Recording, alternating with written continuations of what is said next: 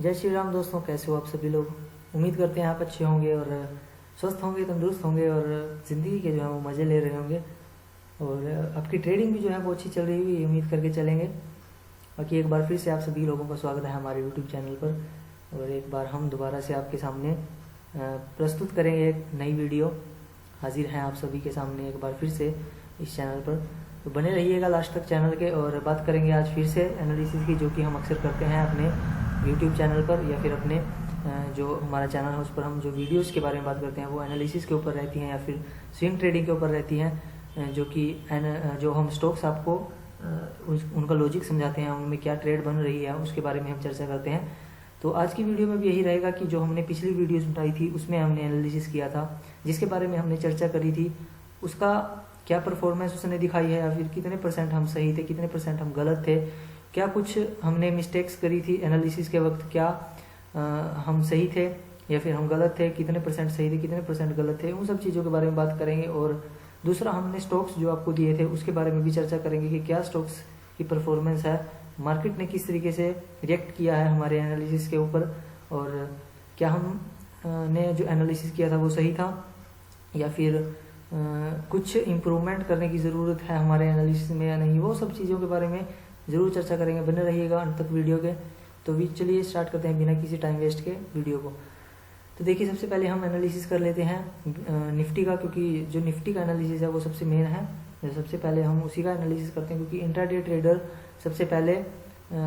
जो निफ्टी को ही देखते हैं, उसके बाद जो ट्रेड लेते हैं, क्योंकि इसका एनालिसिस करना बहुत ज़रूरी है। क्योंकि निफ्टी के बेसिस पर आप ट्रेड लेते हो या फिर जो इंट्राडे ट्रेड करते हैं, ऑप्शंस इक्विटी दोनों जो ट्रेड करते हैं वो निफ्टी के बेसिस पर ही ली जाती हैं। क्योंकि ऑप्शंस में तो अगर आप ट्रेड करते हो तो फिर इंडेक्स में ट्रेड की जाती है, वो तो अलग ही है। लेकिन अगर आप स्टॉक्स में या फिर इंट्राडे ट्रेडिंग करते हो तो वहाँ पर भी आपको निफ्टी की जो सेंटिमेंट जो मार्केट का पता चलता है वो निफ्टी इंडेक्स या फिर बैंक निफ्टी इन दोनों से ही पता चलता है, वो आप सभी जानते हो। तो इनका एनालिसिस करना बहुत ज़रूरी है, जो कि मेरी वीडियो में सबसे पहले यही होता है। मैं एनालिसिस आपको शेयर करता हूँ, अपना व्यू शेयर करता हूँ या फिर मार्केट की जो करंट पोजीशन है उसके बारे में चर्चा करते हैं। तो बिना किसी टाइम वेस्ट के चलिए सबसे पहले हम निफ्टी की एनालिसिस कर लेते हैं कि क्या निफ्टी में चल रहा है। देखिए, आज की जो परफॉर्मेंस थी वो आप सभी ने देखी होगी। जितने लोग भी मार्केट में ट्रेड करते हैं या फिर जो थोड़ा बहुत टाइम निकाल करके मार्केट को देते हैं हर रोज़, तो उन्होंने आज देखा होगा कि मार्केट की परफॉर्मेंस क्या थी। मार्केट के अंदर देखिए, आज जो बायर्स हैं उन्होंने दिखाया है कि भाई हम अभी मौजूद हैं, अभी आपको घबराने की जो है वो ज़रूरत नहीं है। या फिर जो सेलर्स हैं उन पर थोड़ा सा हावी होते हुए नज़र आए हैं आज के दिन जो है वो बायर्स। तो आज की डोमिनेशन आपको क्लियरली नज़र आ रही है कि जो बायर्स हैं वो अभी हार नहीं मानने वाले हैं। बायर्स जो अभी दिखा रहे हैं कि यार अभी पिक्चर अभी बाकी है, तो इस तरीके की जो सेंस यहाँ पर नज़र आ रही है। क्योंकि मैंने अपनी जो पुरानी वीडियो थी जो मैंने आपके साथ शेयर करी थी उसमें मैंने आपको दिखा दिया था कि यार ये जो सपोर्ट मार्केट ने बनाया है और उस सपोर्ट पर जिस तरीके का कैंडलस्टिक पैटर्न देखने को मिला है, तो वहाँ से यही नज़र आ रहा है कि भाई मार्केट में अभी बायर्स एक्टिव हैं। और यहाँ से अगर आप दोबारा से अगर आप यहाँ से डाउन साइड की मूवमेंट का अगर वेट कर रहे हो तो फिर थोड़ा बहुत आप वहाँ पर अपने आप को अलर्ट करना पड़ेगा। आप थोड़ा सा गलत हो सकते हो, क्योंकि जब तक कि जो मैंने आपको पिछली वीडियो में बताया था वो इस कैंडलस्टिक के पैटर्न जो बनाया था उसके बारे में मैंने आपको यहाँ डिस्कस किया था कि ये जो पैटर्न बना है बुलिश इसका जो पैटर्न है, जो कैंडल बनी है यहाँ पर ग्रीन कैंडल, ये जो दिखा रही है वो ये दिखा रही है कि यार जो सेलर्स थे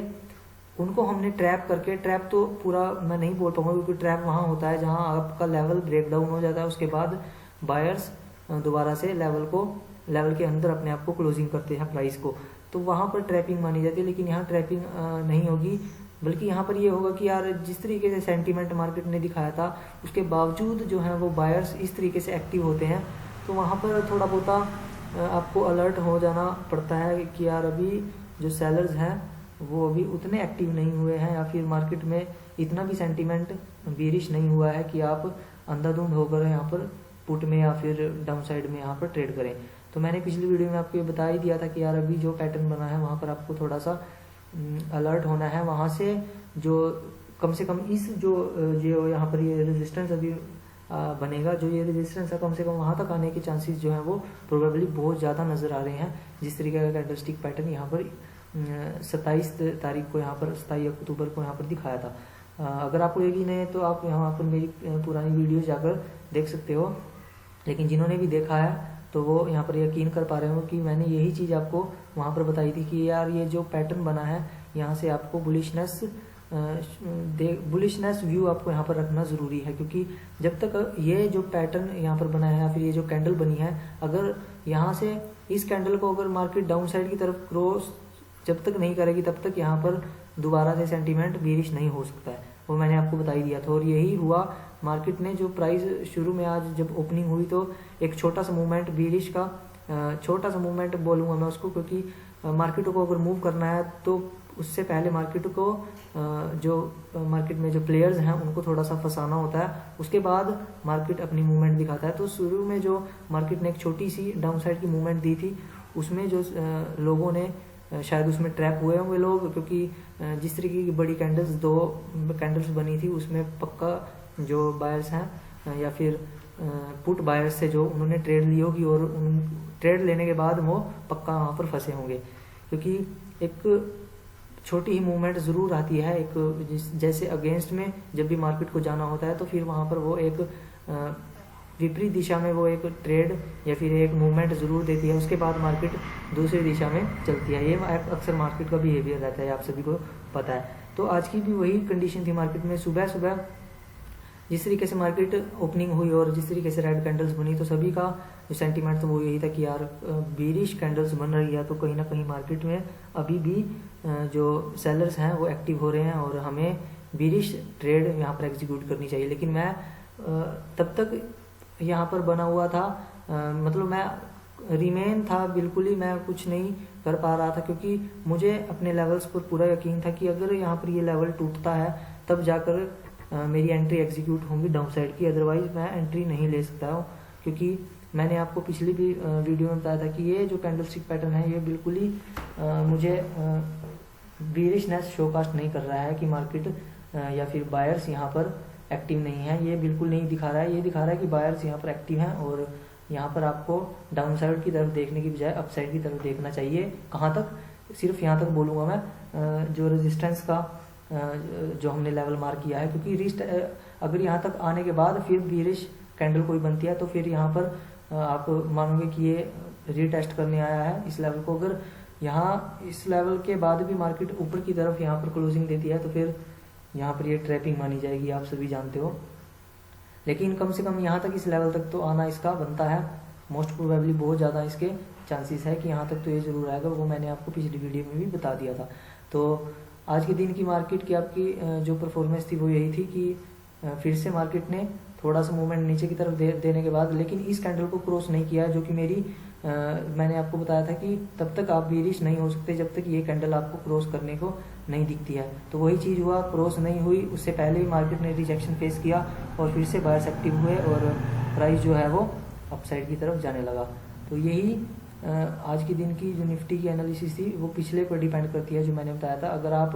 को यकीन नहीं है कि भाई अब तो मार्केट ने मूवमेंट दे दिया उसके बाद आप ये सब चीज़ें बोल रहे हो, तो ऐसा बिल्कुल नहीं है भाई। अगर आपने पिछली वीडियो मेरी नहीं देखी है तो मैंने वहाँ पर यही बताया था कि अभी आप डाउन साइड की तरफ मूवमेंट की वेट मत करो, यहाँ से आपको तभी एग्जीक्यूट आप एंट्री करना डाउन साइड की जब तक ये जो लेवल है या फिर ये जो कैंडल है दोबारा से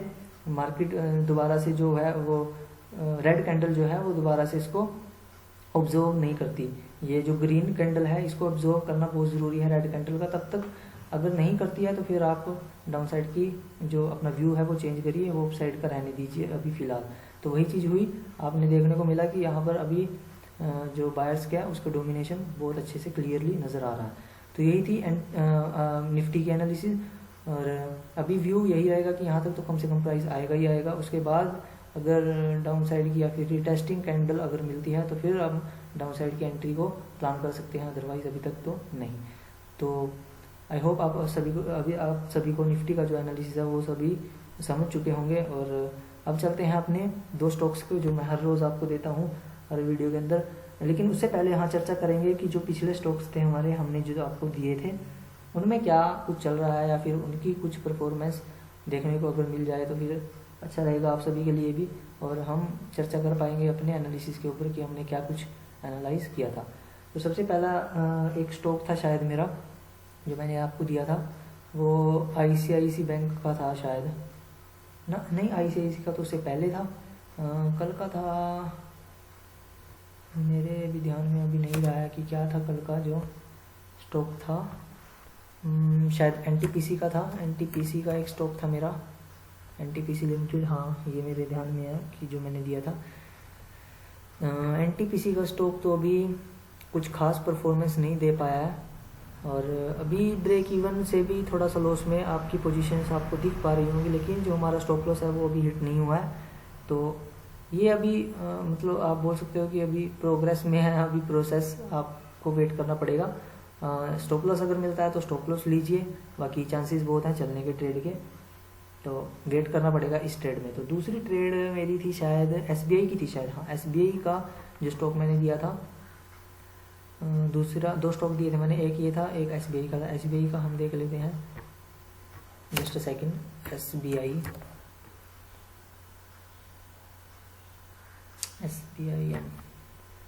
this is the stock SBI। तो अगर SBI की आपने एंट्री लिया तो फिर आप अभी अपनी पोजीशंस को ग्रीन में भी देख पा रहे होंगे, और हाफ तो नहीं बोलूँगा लेकिन फिर भी कुछ ना कुछ पॉइंट्स आपको यहाँ पर कैप्चर करने को मिले हैं, और आपकी जो पोजीशंस है अभी ग्रीन में आपको दिख रही होंगी, प्रॉफिट में आपको दिख रही होंगी। बाकी प्रोसेस को फॉलो करना है और यहाँ तक जरूर वेट करना है, टारगेट मिलने के चांसेस बहुत ज़्यादा हैं। तो एक ट्रेड में जो है अभी आपको प्रॉफिट दिख रहा होगा, और एक ट्रेड में आपको छोटा मोटा लॉस दिख रहा होगा। दोनों ट्रेड के बारे में हमने बात कर ली है, और अभी आज के जो स्टॉक्स हैं उनके बारे में बात कर लेते हैं। तो सबसे पहले मैंने एनालिसिस किया है एक स्टॉक का, कोटक महिंद्रा का, कोटक बैंक का, हाँ कोटक बैंक का हमारा एक स्टॉक मैंने एनालाइज किया है, कोटक बैंक। देखिए कोटक बैंक का हमने जो लिया है स्टॉक, उसका एनालिसिस किस बेसिस पे किया है, क्या हमारी लॉजिक है, वो मैं आपको डिस्कस करता हूँ। देखिए ज़्यादातर लॉजिक में जो लॉजिक है वो मेरा वही रहता है कि अगर ट्रैप बन रहा है तो ट्रैप पर ज़रूर हमें एंट्री लेनी है, या फिर अगर कोई कैंडलस्टिक पैटर्न अच्छा बना है तो वहाँ पर एंट्री लेनी है, कोई लेवल ब्रेकआउट ब्रेकडाउन अच्छे कैंडलस्टिक पैटर्न के साथ हुआ है तो वहाँ ट्रेड लेनी है। तो यही चीज़ें मैं अक्सर ट्रेड करता हूँ या फिर अपने टेक्निकल एनालिसिस में ऐड ऑन करता हूँ। बाकी चीज़ें मैं, जैसे आप बोलते हो कि कोई इंडिकेटर वगैरह मैं कुछ यूज़ नहीं करता, सिर्फ एक मूविंग एवरेज, वो भी कभी कभी मैं देख लेता हूँ जब मुझे कुछ समझ नहीं आ रहा होता है तो वहाँ पर मैं यूज़ कर लेता हूँ कभी कभार, लेकिन ज़्यादातर मैं सिर्फ अपने हॉरिजॉन्टल लेवल्स ही यूज़ करता हूँ, और कैंडलस्टिक पैटर्न या फिर प्राइस एक्शन, ये चीज़ें मैं यूज़ करता हूँ। तो अभी हम बात कर लेते हैं कि क्या लॉजिक है इस ट्रेड के अंदर। देखिए ट्रेड वही है कि ब्रेकडाउन मार्केट ने किया एक अच्छी रेड कैंडल के साथ, लेकिन उसके बाद सस्टेन नहीं हो पाया है लेवल, और लेवल सस्टेन नहीं हुआ उसके बाद जो बायर्स हैं वो फिर से लेवल को उस लेवल के अंदर जो है वो प्राइस को लेकर के आए, और क्लोजिंग जो है वो अंदर की तरफ दी है। तो यहाँ पर एक अच्छी एंट्री बनती है अपसाइड की, आप यहाँ पर लॉन्ग पोजीशन आप बना सकते हो। जहाँ पर अभी क्लोजिंग दी है मार्केट ने वो है पॉइंट 1717 के आसपास का पॉइंट है प्राइस जो आपको मिल रहा है, और एक छोटा ही आपको स्टॉप लॉस यहाँ पर देखने को मिल रहा है, और जो लेवल आपका रहेगा वो आपका ये रहेगा 1:2 का, तो शायद दूर चला जाएगा, 1:1.5 का यहाँ पर भी आपको देखने को मिलने वाला है टारगेट। तो आप यहाँ तक का टारगेट आप अज्यूम करके चल सकते हो, और ये ट्रेड भी चलने के चांसेस ज़्यादा हैं क्योंकि ट्रैपिंग में जो जिस तरीके से मूवमेंट आती है वो आप सभी जानते हो, तो बहुत जल्दी